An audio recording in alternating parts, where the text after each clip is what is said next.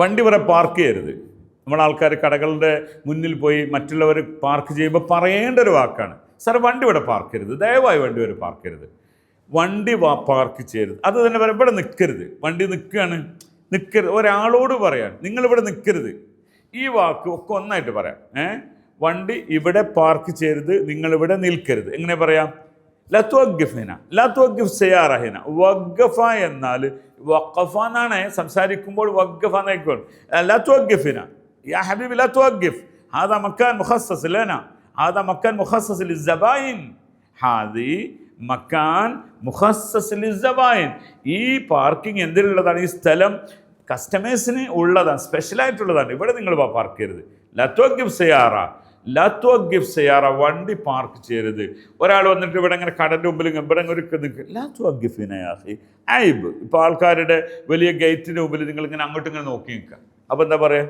യാ ഹബീബി ഷാദാ, എന്താ ഇത്? ലത്വഗ്ഗിഫിന അത് അമാമല്ല ബവാബ അഗന്നാസ്, മറ്റുള്ളവരുടെ ഗേറ്റിൻ്റെ മുമ്പിൽ ഇങ്ങനെ നോക്കിക്കാൻ പറ്റുമോ?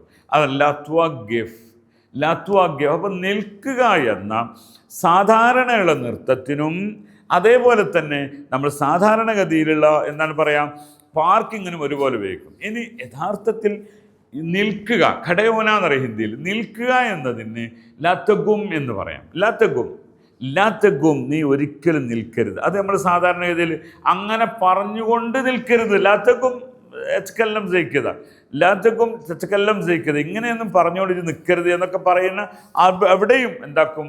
ലാത്തഗും എന്ന് പറയും. ഒക്കെ അപ്പം നമ്മൾ ആദ്യത്തെ നമ്മുടെ യഥാർത്ഥ പോയിന്റിലേക്ക് നമുക്ക് തിരിച്ചു പോകാം. എന്താണിത്? വണ്ടി പാർക്ക് ചെയ്യരുത്, ഇവിടെ പാർക്ക് ചെയ്യരുത്. മംനൂ അൽ വുഖൂഫ് എന്ന് എഴുതി വെച്ചിട്ടുണ്ടാകും.